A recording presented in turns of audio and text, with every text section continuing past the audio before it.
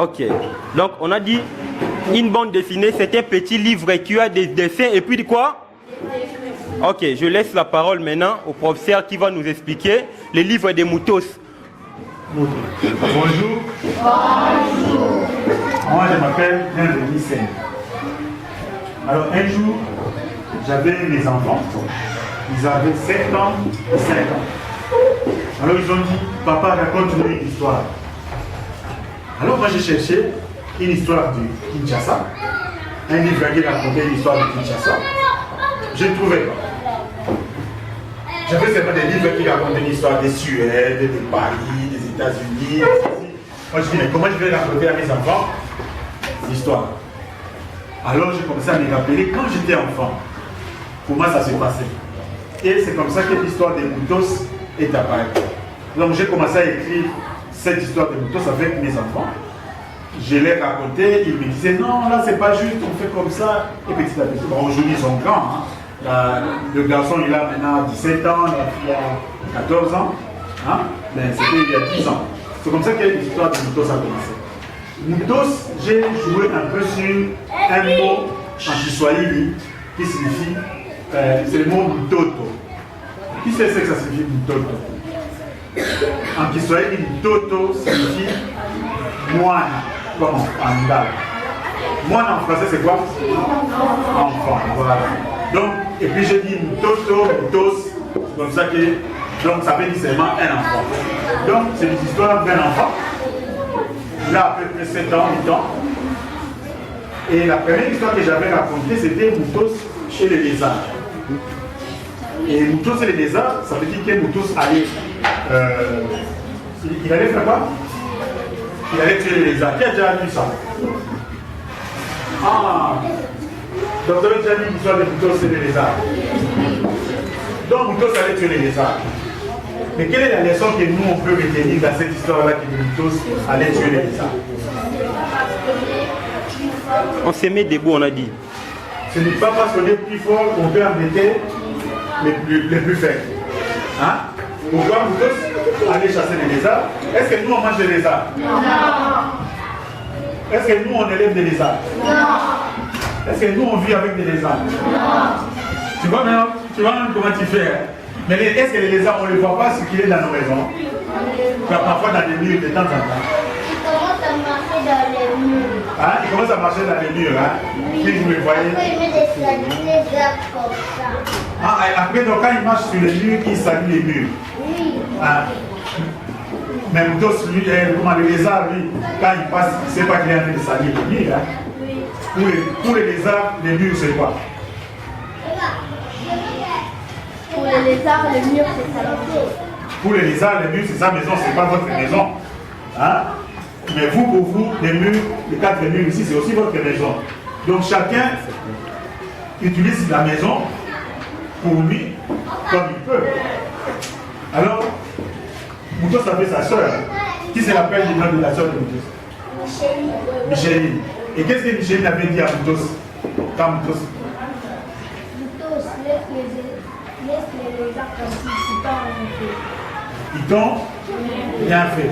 Donc Micheline conseillait à Moutos laisse les lézards tranquilles, ils t'ont rien fait. Est-ce que Moutos a écouté sa soeur? Non. Moutos n'a pas écouté sa soeur? Oui. Et qu'est-ce qu'il a fait? Il a Ah, avant de faire un cauchemar, il a fait quoi? Il lançait des pierres. Donc il lançait des pierres pour chasser les lézards. Mais quand même. Est-ce que vous avez déjà vu une maison inachevée?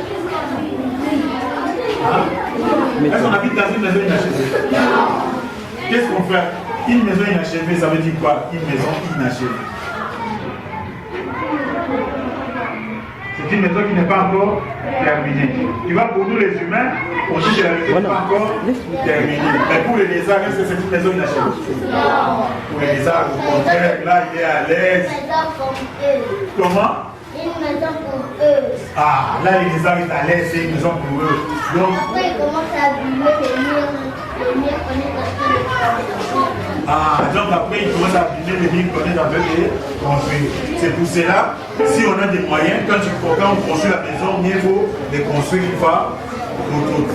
Parce que quand tu laisses la maison inachevée pendant longtemps, et ben, les lézards viennent, les moustiques passent, les herbes poussent. Mais bon, qu'est-ce qui fait que nous, parfois, on a une maison inachevée, mais on n'arrive pas à terminer? Quelles sont les raisons qui peuvent faire qu'une maison reste pendant longtemps inachevée? Ah, parce que parfois on n'a pas l'argent. Ou encore, quelle peut être une autre raison? Les constructeurs sont malades. Donc, la personne qui a l'argent, mais les gens qui construisaient sont malades. Quelle raison d'autre peut avoir une maison inachevée? Que les bouts ne suffisent pas. Donc, les matériaux de construction ne suffisent pas. Donc, là, qu'est-ce qu'il faut faire? Quand les constructeurs sont malades, on fait quoi? Quand les constructeurs sont malades, qu'est-ce qu'on va faire? On laisse la maison. Qu'est-ce qu'on fait? On appelle d'autres maçons. Qu'est-ce qu'on fait? Donc, il y a plusieurs solutions. Mais en attendant, qu'est-ce que Boutos fait? Lui, il pourchasse les lézards. Et mademoiselle qui est derrière a dit, Boutos a pourchassé les lézards dans la maison inachevée.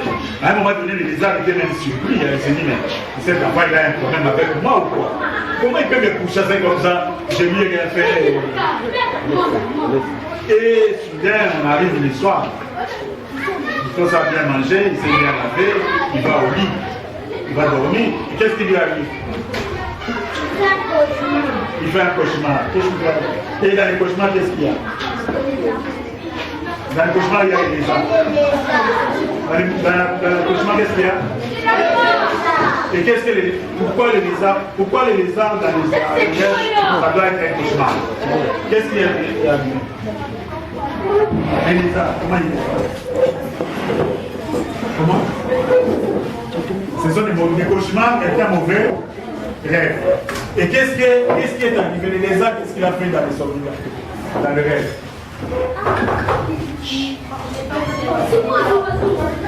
Il est en train. C'est maintenant les lézards qui commençaient à lancer des pierres, à pourchasser Boutos.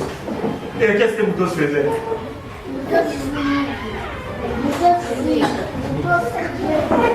Boutos, il criait, il fouillait. Comment il criait? Comment il criait? Je vais vous dire un secret, il criait en Lingala. Alors comment il criait? Parce que Boutos c'est de Kingassan. Nous à Kingassan on parle de Lingala. Vous ne savez pas?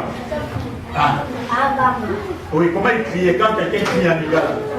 Quand quelqu'un a peur et il crie en Lingala, comment il crie? Pardon, en français, ça ne dit pas? Pardon, ne jette pas la pierre. Et vous tous dites,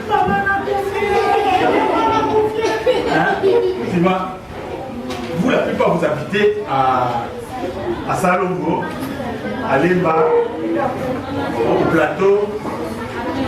Toi, tu habites à Bassina, à Petro Congo. Ah, tu vois? Moi, quand j'ai grandi, j'habitais à Kingassan. Vous connaissez Kingassan? Oui. Voilà, Kingassan, il y a Souka et au fond là-bas, on appelle ça quartier Fumuken. C'est là où moi j'ai grandi. Et nous, quand on était petits, on chassait les lézards. Et quand on a grandi, on s'est rendu compte que ce n'est pas normal de s'attaquer comme ça aux lézards italiens. Qu'est-ce que nous on doit faire? On doit arranger notre milieu, que ça soit propre, qu'il n'est. Comment? Pour que les lézards ne passent pas. Si la maison est propre, la maison, il n'y a pas d'herbe par-ci par-là, est-ce que les lézards vont passer? Et si la route est propre, il n'y a pas de sachets partout, il n'y a pas de l'eau par terre, est-ce que nous verrons des lézards? Non. Donc, qu'est-ce que nous avons à faire si on ne veut pas que les animaux sauvages viennent chez nous? Comment? Ouais. Il faut ranger la maison. Voilà. Hein? Nous devons ranger la maison. Et pour la route, la rue, qu'est-ce qu'on doit faire? on doit mettre la propriété dans la route. Qu'est-ce qu'il faut encore faire? Ramasser les déchets. On doit ramasser les déchets. Qu'est-ce qu'on va faire? Qu'est-ce qu'il faut encore faire? Il faut balayer la route. Il ne faut pas jeter les saletés. Est-ce qu'à Kinshasa, les routes sont balayées? Non. Hein? Et si vous voyez maintenant des lézards, est-ce que c'est la faute des lézards? Non. Est-ce que c'est la faute des moustiques? Non. Est-ce que c'est la faute des mouches? Non. C'est la faute de qui? Donc, si nous ne voulons pas que ces animaux viennent dans notre milieu, nous devons être propres. Donc, quand vous deviendrez des grandes personnes, des responsables dans cette vie, vous savez que c'est vous qui allez devenir des responsables dans cette vie.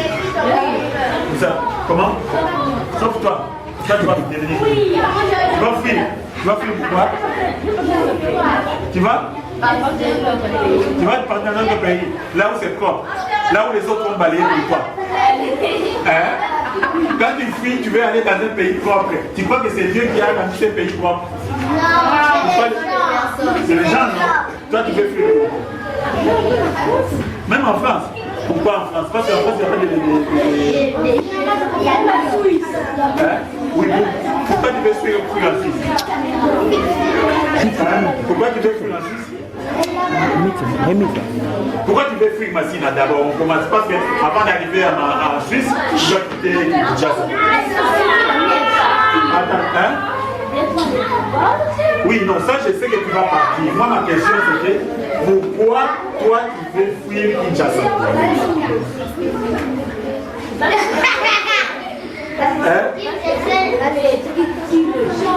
C'est qui tire? Écoute, c'est pas le Congo qui est sale. C'est Kinshasa qui est sale. C'est Kinshasa qui est sale. Oui. À cause de la pluie, on a mis des trous, à cause de la pluie, on a mis des trous partout. Quand votre pays ne va pas, est-ce qu'on le fuit? Non. On ne les fuit pas. Il faut l'arranger. Parce qu'il va l'arranger ce pays. Hein? Donc Moutos, Micheline lui dit, Moutos, qu'est-ce qu'il t'a fait? Donc, il t'a rien fait. C'est comme si toi tu sors ici à l'école, tu es plus fort que ton voisin et tu commences à taper ton voisin. Est-ce que c'est bien? Non. Ou bien vous êtes dans la classe, il y a un enfant qui ne parle pas beaucoup, vous commencez à vous moquer de lui. Est-ce que c'est bien? Non. Hein? Ou vous commencez à le faire parler jusqu'à le faire pleurer. Est-ce que c'est bien? Non, pas bien. C'est pas bien. Parce que cet enfant, attention, peut-être. Cet enfant-là n'est pas bien éduqué. Celui qui embête les autres n'est pas bien éduqué. Or, nous sommes à l'école, donc nous sommes bien éduqués. Donc, si tu vois que tu veux commencer à embêter l'autre, rappelle-toi que ce n'est pas bon. Donc, Moutos, la nuit, le match a tourné. C'est maintenant, le lézard est devenu très grand comme un dinosaure. Et vous connaissez les dinosaures? Oui. C'est quoi les dinosaures? C'est les animaux du passé. Comment ils étaient les dinosaures? Ils étaient grands comme ça, ils lançaient des feux par terre. Ah, donc c'est l'ancêtre des grands. Donc les dinosaures étaient grands, il y en avait qui lançaient des feux. Et il y en avait de toutes sortes de dinosaures. Et parfois il y en avait même des qui étaient 5 mètres. Hein, qui est plus grand que la maison ici.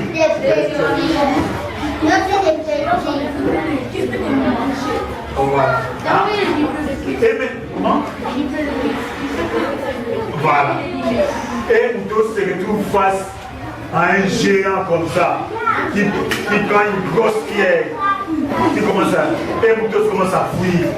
Et Moutos commence à fuir. Et les dinosaures les chassent. Jusqu'à ce que Moutos, qu'est-ce qui est arrivé à la fin?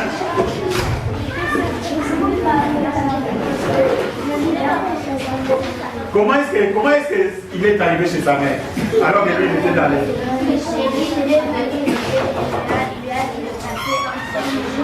Ah. Et après, ses parents ont entendu qu'il voulait, ils sont partis de lui. Ah.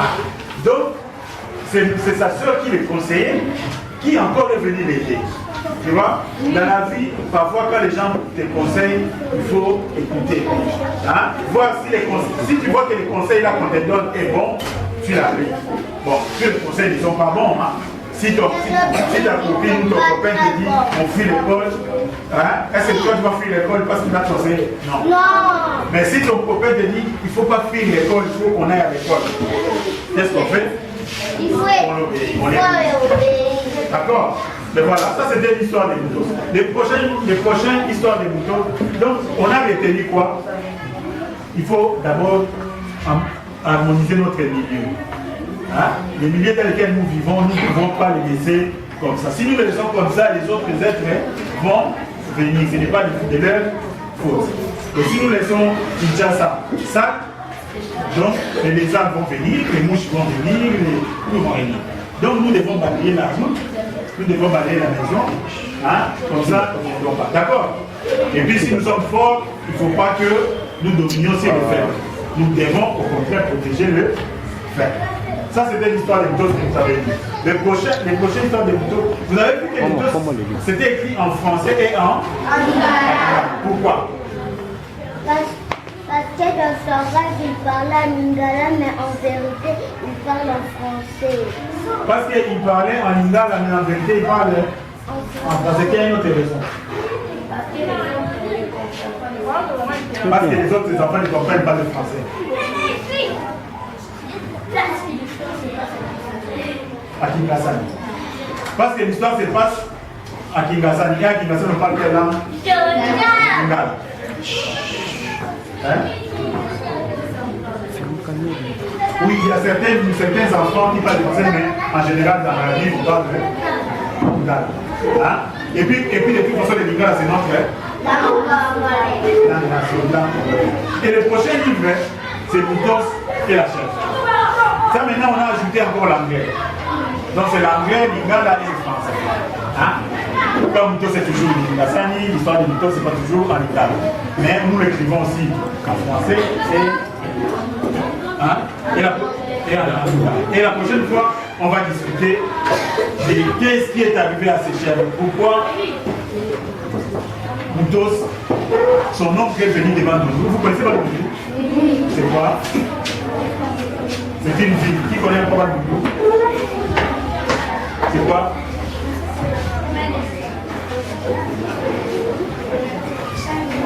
C'est un village. Qui connaît encore un autre nom de Bandoudou? Donc Bandoudou, dans le passé, c'était aussi le nom d'une province. Maintenant, on a coupé une province en trois. Tu avais dit? C'était une province. Voilà, c'était une province. Maintenant, on a coupé les provinces en trois. Mais il reste la ville de Bas. Et son oncle est venu du Bandoudou avec la chef pour leur donner. Et Moutos, il était de l'après-midi.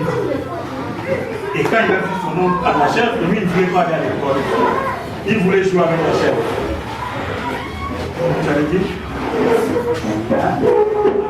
Voilà. Donc la prochaine histoire, ça se passe. Et là, quand vous allez les lire, on verra encore la leçon qui est là-dedans, c'est qu'il y a le jeu et il y a le travail. Hein? Et dans la vie, on privilégie d'abord quoi? D'abord le travail. Donc vous, votre travail, c'est quoi? Étudier et obéir. Donc entre jouer et étudier, qu'est-ce qui vient avant? Donc nous allons d'abord étudier et puis nous allons jouer.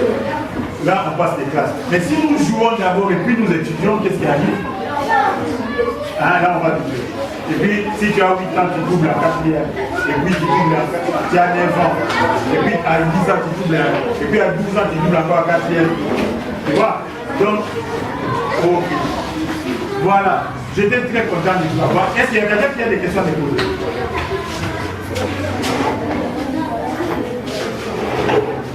Hein? Non. Ceux qui ont des questions, manifestez-vous. N'importe quelle question. Quand vous disiez Moutos, oui. Mais quoi il fait le camion de Moutos? Tu vois les camions, vous peut-être maintenant quand tu veux jouer avec un camion, papa va t'acheter un camion aussi. Hein? En plastique comme ça. Nous quand on était enfants, on fabriquait des jouets nous-mêmes. Tu vois? Donc on prenait des fils de fer comme ça, des morceaux de fer, on les dressait, on les coupait, on les liait avec des petits fils d'électricité et jusqu'à ce qu'on fabriquait un camion. Ou bien la poupée, les filles prenaient un tissu. Et voilà les restes des tissus d'équité, comme on appelle. Oui. Tu fabriques comme deux pieds comme ça et tu mets d'autres poupées à l'intérieur, ça fait des pieds. Et puis quand tu as coupé les cheveux, tu prends tes cheveux, et là tu as ta poupée. Nous, quand on était enfant, on fabriquait des poupées. Tu vois? Donc ça veut dire que même vous maintenant, il faudrait que vous vous habituez à fabriquer des petites choses. Tu comprends? On ne peut pas continuer à dépendre du magasin. Hein? Si tu n'as pas les moyens de t'acheter quelque chose, réfléchis comment tu peux le fabriquer toi-même. Pas seulement pour les jeux, hein? Même pour les choses importantes. Vous n'avez pas les moyens. Vous n'avez pas les moyens d'avoir l'eau potable. Si tu n'as pas l'argent pour acheter l'eau potable en bouteille qui coûte 1700 francs, qu'est-ce que tu fais? Hein? Mais toi, tu as besoin. On pourra fabriquer. On pourra. Et d'abord, tu vas prendre l'eau du robinet, après tu bouillis ça. Ah, donc tu prends l'eau du robinet, tu bouillis ça. Ah. Donc, ça veut dire que si tu n'as pas l'argent pour acheter l'eau potable, tu fabriques toi-même l'eau potable. Si tu ne sais pas comment on fabrique l'eau potable, tu vas chercher l'information. Et le premier endroit où on cherche l'information, quand on fait des recherches, c'est où? Hein? C'est dans une... Non, dans une bibliothèque. Quand quelqu'un cherche une information, il veut faire quelque chose, le premier endroit où il part pour chercher l'information, c'est dans une bibliothèque. Il cherche dans des livres, sûrement il va tomber sur un livre où on t'explique comment on purifie l'eau potable. Si dans votre bibliothèque, ça c'est votre bibliothèque, hein? Si dans votre bibliothèque ici, il n'y a pas un livre où on purifie l'eau potable, tu demandes à papa où se trouve une grande bibliothèque. Surtout vous ici, vous êtes à moi, c'est tout près des boîtes de livres. À l'université ici, il y a beaucoup de bibliothèques. Il y a une faculté ici, on l'appelle faculté des sciences. Hein? Demandez à papa, la faculté des sciences, il y a là où on enseigne la chimie, la biologie, si tu, hein? Voilà, si tu veux purifier l'eau, tu vas là-bas, tu demandes à la bibliothèque, je cherche un livre qui montre comment on fabrique l'eau potable. Si là-bas tu trouves, c'est comme ça la vie est chercheur. Hein? Si là-bas tu ne trouves pas, tu demandes à voir papa, il va t'amener en ville, il y a des bibliothèques, jusqu'à ce que maintenant vous avez une chance. À part les bibliothèques, il y a quelque chose de génial qui a été fait. Ça fatigue. Hein? Ah oui, la recherche, ça fatigue. Hein? Pour développer, comme tu t'appelles comment? Kaboum. Comme Kaboum, on disait qu'il allait fuir. Hein? Tu vois la France là-bas, c'est les chercheurs qui travaillent jour et nuit. Hein? Même tout le temps pour trouver. Donc pour trouver des solutions, il faut chercher. Maintenant, il y a quelque chose de très important, on va terminer par là, c'est Internet. Vous connaissez Google? Quand tu cherches l'information, tu ne trouves pas. Tu vas sur Google, tu tapes purifier l'eau ou obtenir l'eau potable. Tu vas voir des vidéos, des petits textes qui expliquent. Jusqu'à ce que tu vas trouver un texte qui t'explique comment on purifie l'eau. Vous connaissez YouTube? Vous connaissez YouTube? Sur Internet? Là où il y a des vidéos, des musiques comme ça. Ah, il n'y a pas seulement des musiques, hein. Il y a aussi des vidéos où on explique comment on fait l'eau potable, comment on fabrique l'eau des chapelles, comment on fait des documentaires, hein. Donc, j'étais très content de vous avoir. Je crois que je vous ai pris beaucoup de temps. Là, on a bien parlé. Donc, on a retenu embellir notre milieu, n'est pas dominer les faibles, fabriquer nous-mêmes ce qu'on ne peut pas acheter ou obtenir. Et si on ne l'a pas, aller chercher l'information. Et puis la recherche, ça dure longtemps. Il ne faut pas être pressé quand on cherche. Hein? Tu peux chercher même pendant 3 jours, 5 jours. D'accord? Ok. Oui?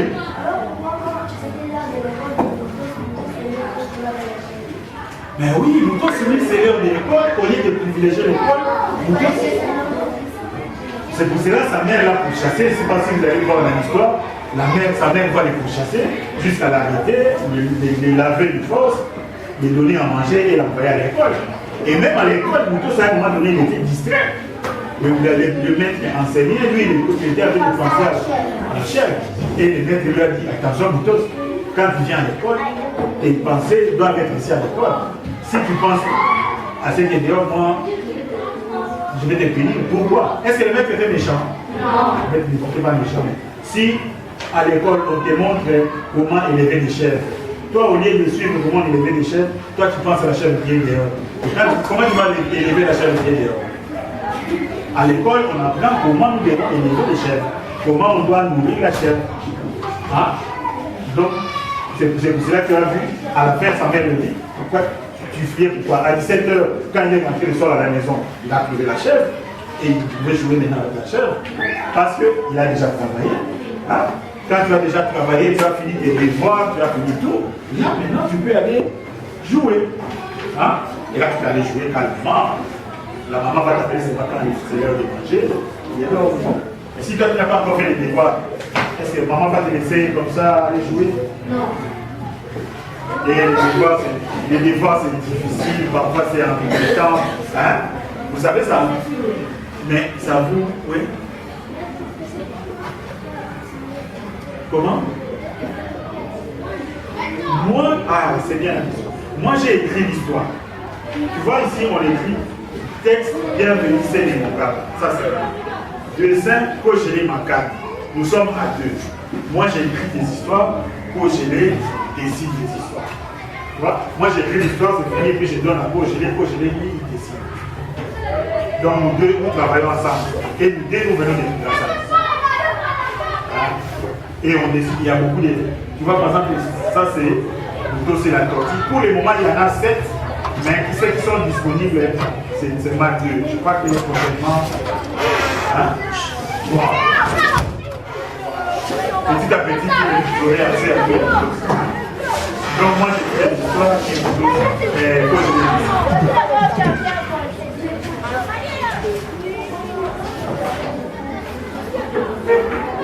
pourquoi on peut se trouver comme ça? Mais parce qu'il était pressé d'aller récupérer il était pressé d'aller récupérer la maison.